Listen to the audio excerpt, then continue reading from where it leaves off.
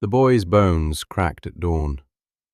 Ilara heard it before she saw it, a sound like green wood splitting, wet and sharp, tearing through the silence of their cabin. She dropped the kettle and ran.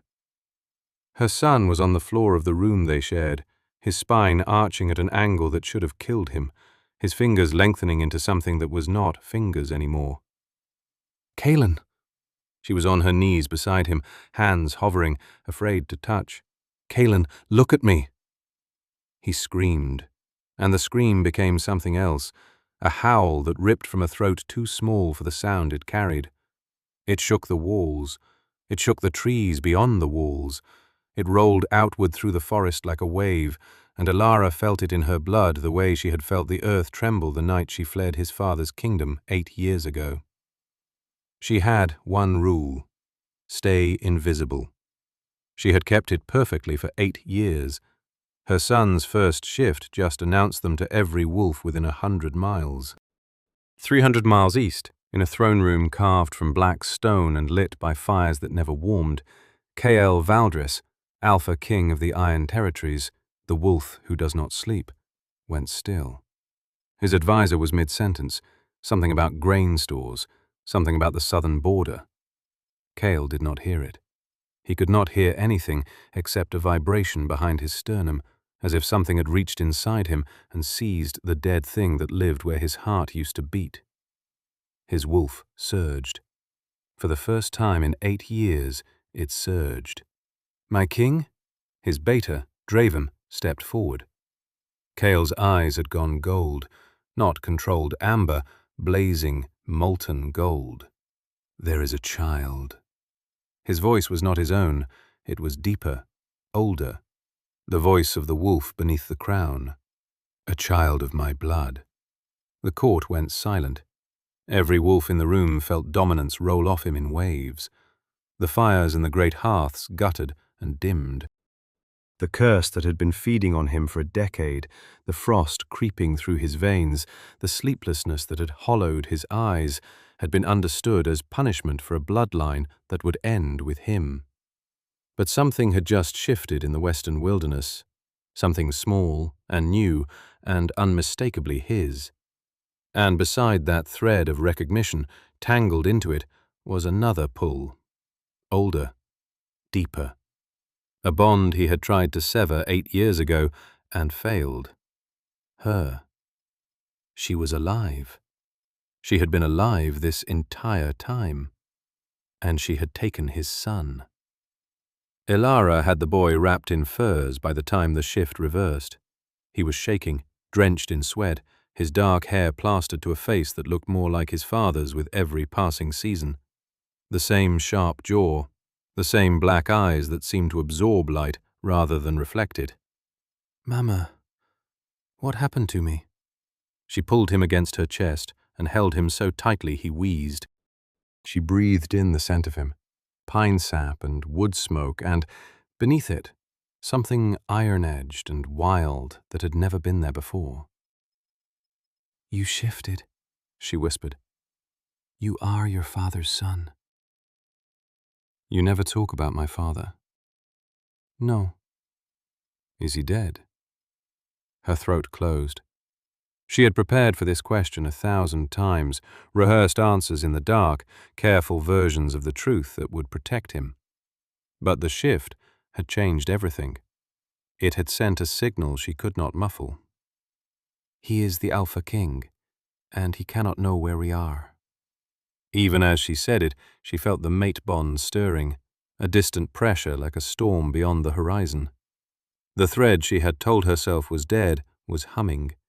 He was reaching for her across 300 miles of forest. She had 3 days, maybe less.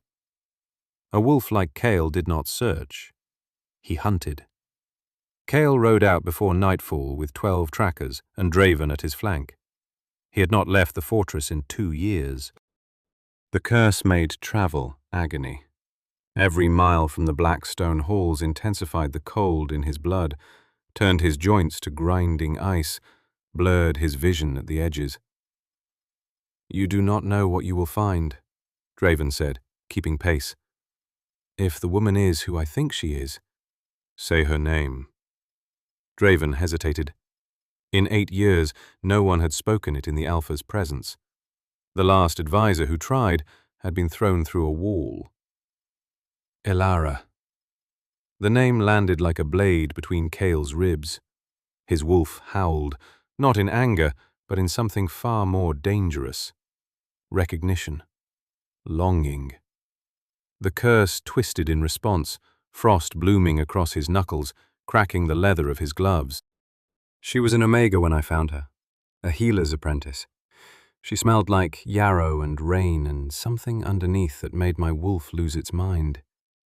I claimed her in front of the entire court. I broke 6 centuries of tradition. I told every noble house in the Iron Territories that this woman, this nobody, was their queen. I remember. She left. 2 words, flat, final. But Draven had been there. He had seen the 3 days of destruction that followed, the throne room torn apart by claws that could not retract, the howling that drove wolves to their knees across the territory. And then the silence. The terrible, permanent silence of a man who had locked every door inside himself and swallowed the key. She left, and she took a child I did not know existed, and she has been hiding from me for 8 years. The frost climbed past his wrists. The curse fed on feeling, and right now he was feeling everything at once. Elara moved fast. She packed what she could carry, burned what she could not, and led Kaelin into the deep forest before the first stars appeared. She knew these woods the way she knew her own breathing, but Kaelin was weak from the shift. His legs gave out twice in the first mile. By the third, she was carrying him. They did not reach the river crossing. The wolves found them at the tree line, silent grey shapes materializing from mist. Elara pushed Kaelin behind her, hand on the iron knife at her belt. A ridiculous weapon against wolves this size, and she knew it. The largest wolf stepped forward and shifted, fluid, unhurried, the mark of a wolf so powerful the change cost him nothing. Draven stood before her. The king is a mile behind me. You can come willingly, or the boy will see his father for the first time as something barely human. The curse is worse than you remember. The ride has cost him. Mama, who is that? My name is Draven. The beta lowered his gaze to the boy. Something shifted in his expression. Surprise, then careful blankness. You look exactly like him. You will not speak to him, Elara said. He is not a secret anymore, Elara. He never will be again. Behind the trees, the sound of hooves, and beneath them something else. A cold that was not weather. The temperature dropped 10 degrees in a single breath. Kael Valdris rode into the clearing, and Elara's world collapsed into a single point. He was worse. So much worse. His skin had the gray undertone of a man who had not seen sunlight in a decade. His eyes were ringed in shadows so dark they looked like bruises. His hands, gripping the reins, were laced with black veins that pulsed as if something beneath his skin was alive and feeding. But his eyes found her, and for one unguarded second, every wall fell. She saw it. The same look from the night of the claiming ceremony, when his wolf surged and every rational thought went silent. Want. Need. Recognition so deep it bypassed language entirely. Then the walls slammed back. 8 years. His voice was gravel and frost. 8 years, Elara. She did not flinch. I had reasons. His gaze dropped to the boy. Kaelin stared up at him with an expression that broke something in Elara's chest. Not fear, not awe, but recognition. The bond between father and child, humming like a tuning fork. Kael's hand lifted toward the boy, reaching almost unconsciously, then stopped. The black veins pulsed harder. The curse. If I touch him, it will... I know. Her voice was steady, but her eyes burned. That is why I left. You will both return to the fortress. This is not a request. She held his gaze. Then she looked at Kalen, who watched his father with a fierce, quiet hunger she had never seen before. We will come, but you will hear my reasons before you judge me. The fortress rose from the mountainside like a fist of black stone. The great hall was unchanged, the carved wolf throne, the long tables scarred by centuries of blood oaths. What had changed was the court. Lady Seraphine, the elder who had opposed the claiming 8 years ago, stood at the front, her face carved from contempt. So she returns, the Omega who shamed this court, and she brings a bastard. Kalen flinched. Before Ilara could speak, Kale's voice filled the hall. Call him that again. Quiet. Conversational. Every wolf stopped breathing. Call my son that word one more time, Seraphine, and I will remove your tongue with my own hand and send it to your house in a velvet box. Seraphine's face drained, but her eyes burned with calculation. This return was exactly the fracture she had been waiting for. If this story is pulling you in, take a second to hit that like button. It tells me you want more stories like this one, and it truly makes a difference. Ilara was given the same chambers she had occupied 8 years ago, the same window overlooking the courtyard where she had first felt the mate bond snap into place. Kalen fell asleep within minutes, exhausted from the shift and the enormity of everything. The knock came an hour past midnight. She had been sitting in the dark, watching the frost creep along the windowsill. Not weather frost, but curse frost. The same crystalline patterns that had lined his chambers the night she fled. It was thicker now, hungrier. She opened the door. Kale stood in the corridor, diminished in a way the throne room's distance had concealed. Up close, the toll was staggering. His breathing was labored. The black veins had climbed past his collarbones, visible above the loose tunic he wore. His eyes, those devastating black eyes, were glassy with pain he refused to acknowledge. He did not enter the room. He stood at the threshold, as if crossing it would cost him something he could not afford. You said I would hear your reasons. Speak. The healer, Marin. She examined me the night I realized I was carrying. She told me the curse was blood-bound.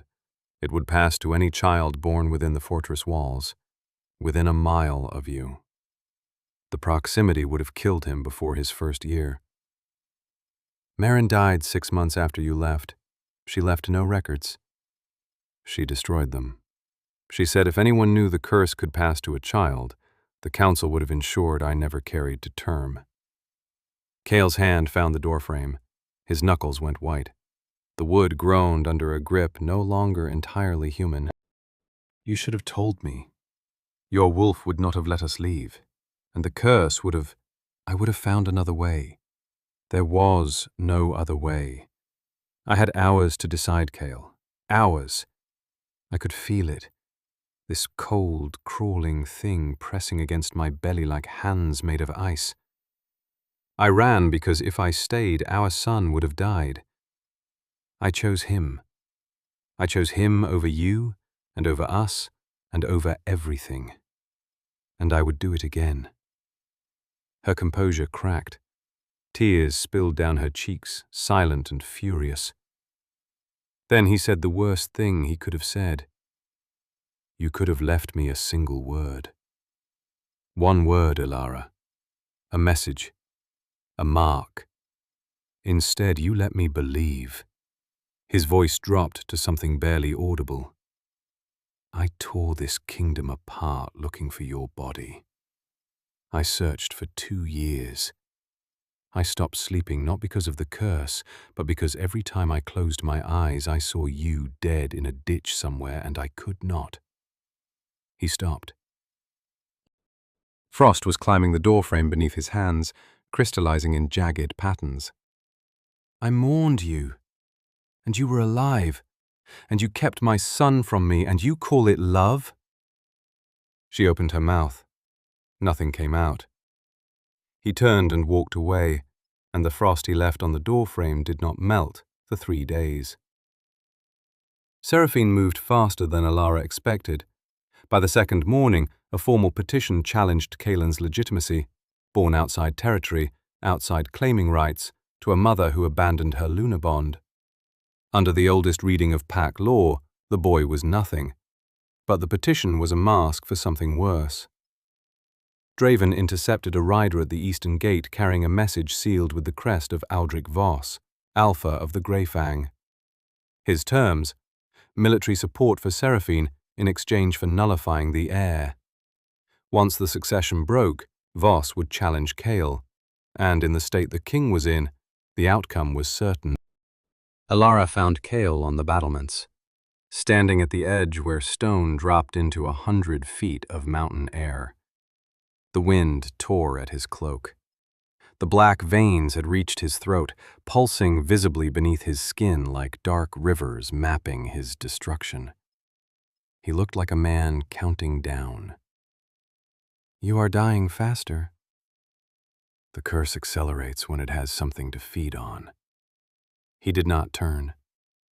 Hope, anger, it does not distinguish. Your return has been productive for it. She moved closer, close enough that she could see the frost forming on the stone beneath his boots, spreading outward in delicate patterns that had nothing to do with the mountain cold. Close enough to feel the unnatural chill radiating from him, not the cold of wind or weather, but the cold of something living and malicious that had taken up residence in his blood.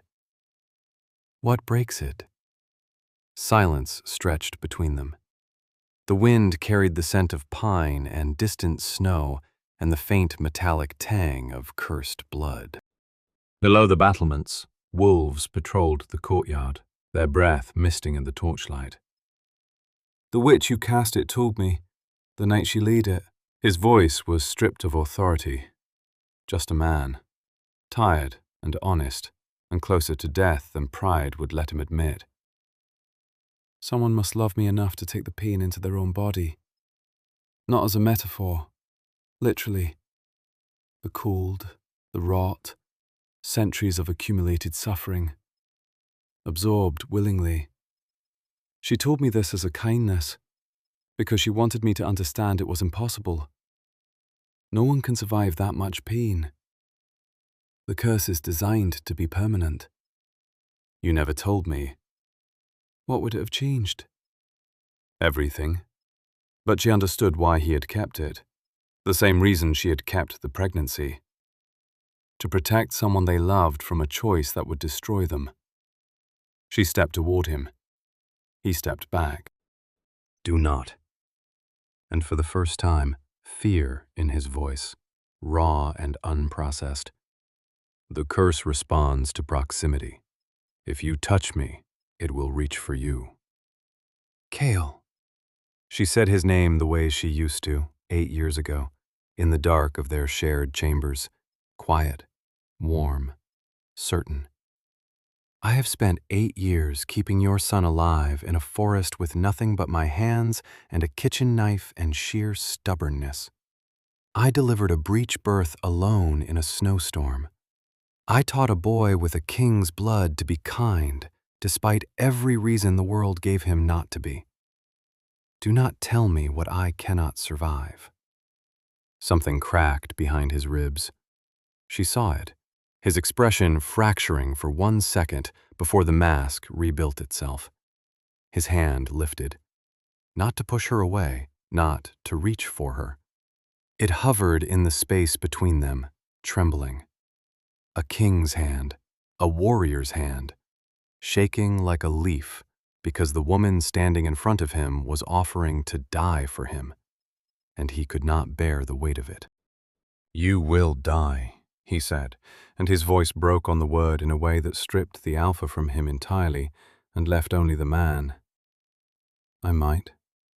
That is not good enough. It is all I have. He closed his eyes. The frost beneath his feet crackled and spread another inch. When he opened them again, they were wet, and Elara realized she had never, not once in all the time she had known him, seen Cale Valdris cry. "Then I will not let you," he whispered. "I will die first. I will let this curse take me before I let it touch you. That is not your choice to make. It is the only choice I have left."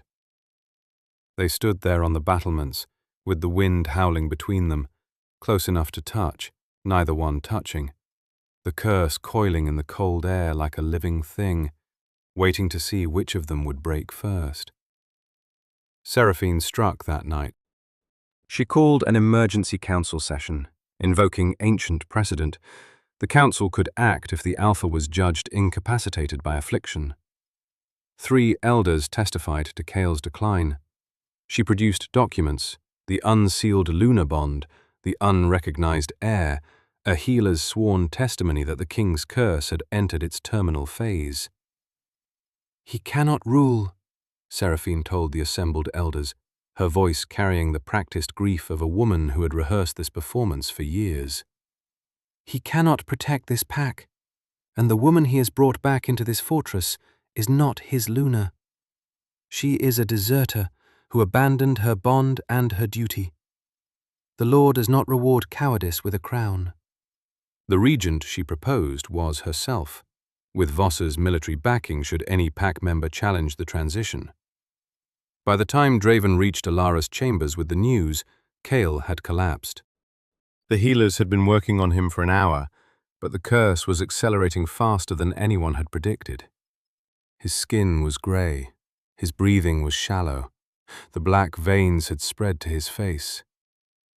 "He may not survive the night," Draven said. His composure was intact, but his hands were not. They trembled at his sides. Elara looked at her son sleeping in the narrow bed. She looked at the curse frost creeping across the windowsill. She made her choice. The great hall was packed for the challenge assembly. Torches lined the walls. The throne was empty. Cale had not come. Seraphine stood before the council. "The law is clear. An incapacitated Alpha cannot—" The main doors opened. Elara walked through them alone. The doors reserved for the Alpha and his Luna. The doors no Omega had ever touched. The hall erupted. Seraphine's eyes narrowed. "You have no standing here. You are not Luna." "The bond was never broken," Elara's voice carried to every corner. "I invoke the Luna's right of proxy, to stand in his place when he cannot stand himself." "Prove it. Prove the bond is real." Elara closed her eyes. She reached inward, past the walls she had built, past 8 years of silence and grief. She found the thread, thin, frayed, but alive.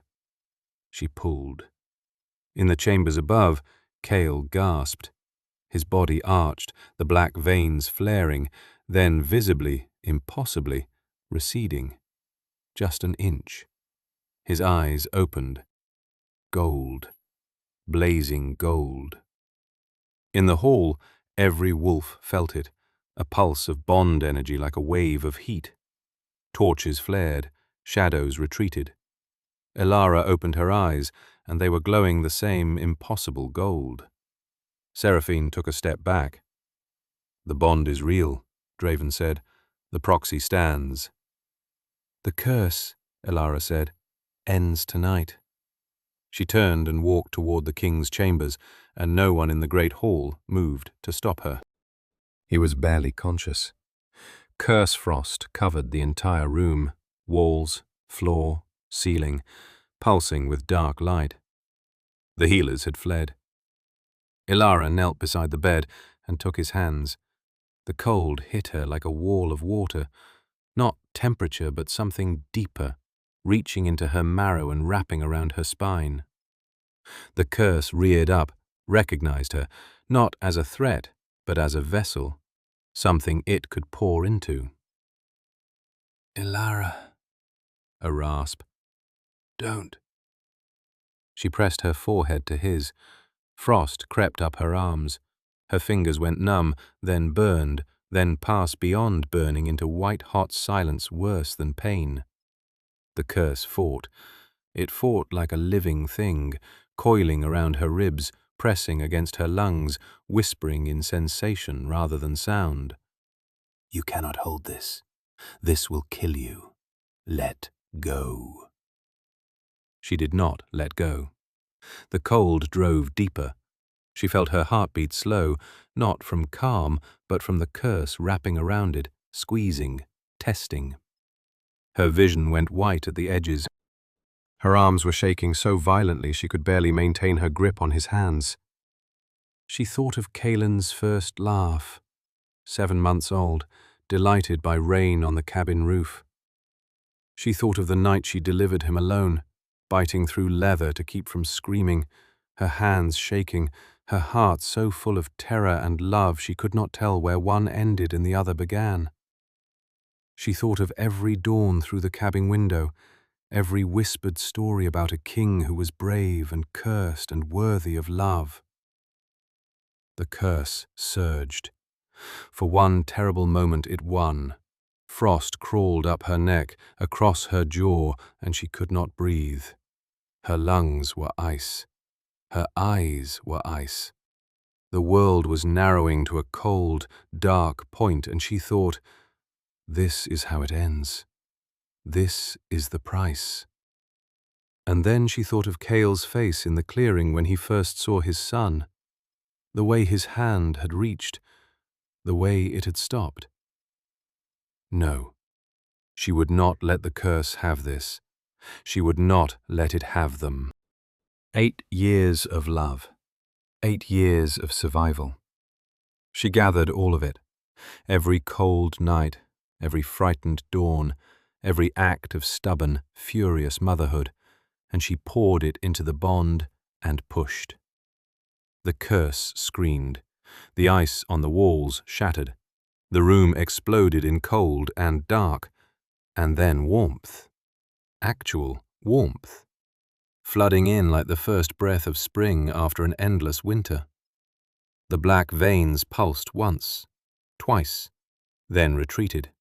Down his throat, past his collarbones, along his arms, out through his fingertips, dissolving like smoke. His skin flushed. Color, real, warm, living, spread from his chest outward. His eyes cleared, his breathing steadied, and Ilara collapsed. He caught her. Warm hands, finally warm, caught her before she hit the stone floor.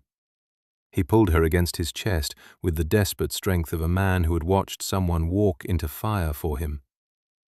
"You impossible woman." His voice was shaking. His whole body was shaking. "You absolute impossible, infuriating—" "I survived," she whispered. Frostbite marked her fingers, white at the tips, the cost of the breaking written on her skin. But she was breathing. She was warm. She was alive. He tilted her face up, his hand on her jaw. Warm, so warm, the first warm touch in 8 years, eyes searching hers. "I should have come after you, not to bring you back, to follow you. I should have left the throne, left the curse, left everything." "You had a kingdom." "I had nothing. I had nothing without you.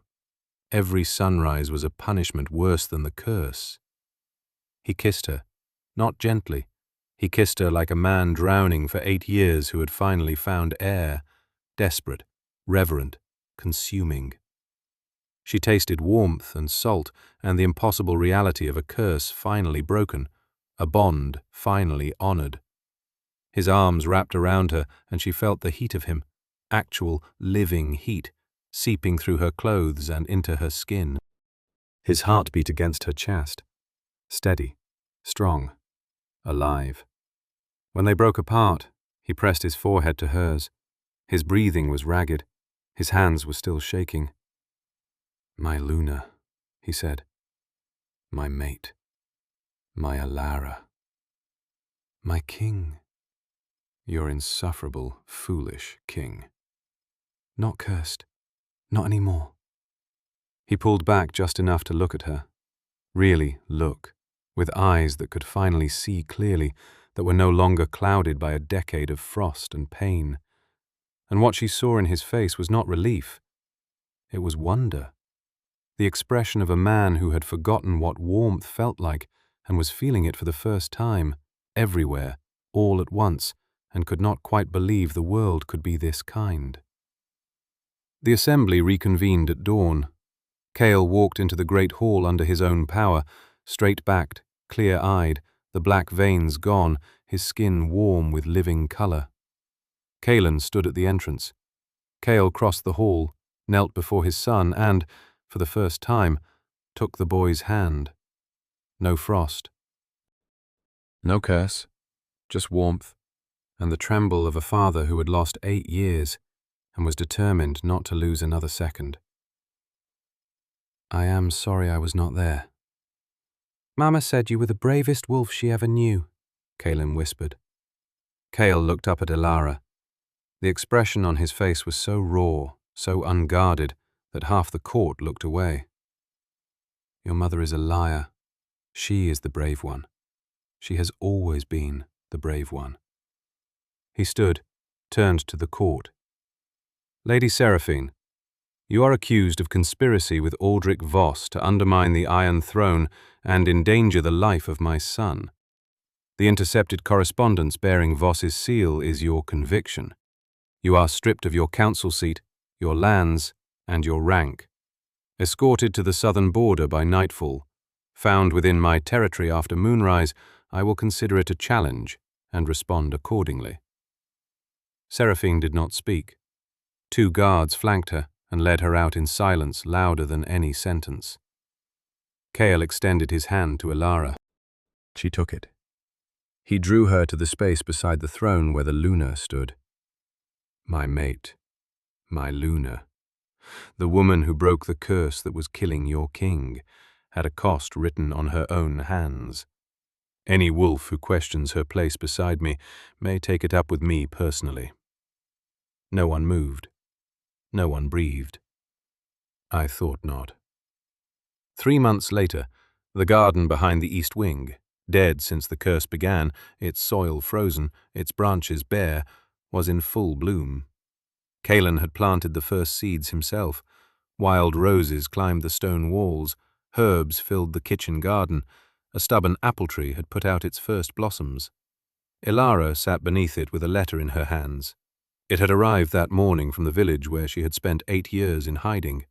The elder wrote to say that word had reached them, the curse breaking, the Luna's return, the boy who was now heir to the Iron Territories. The letter ended, "We always knew you were more than you said. We are proud of you." Cale found her there, tears on her cheeks. He sat beside her and pulled her close, warm, solid, alive in a way he had not been for a decade. Good tears or bad tears? Good.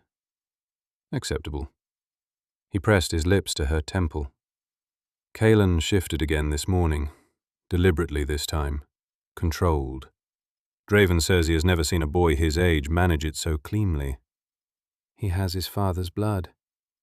He has his mother's stubbornness, which is far more useful. She laughed, real, unguarded, full. He looked at her as though the sound had broken something open in his chest all over again. "No more running," he said. "No more running." In the courtyard below, Calen was chasing a butterfly through the rose garden, laughing in the sunlight, his dark eyes bright and his hands outstretched. A king's son, alive and whole and home. So, where are you listening from tonight? I would love to know.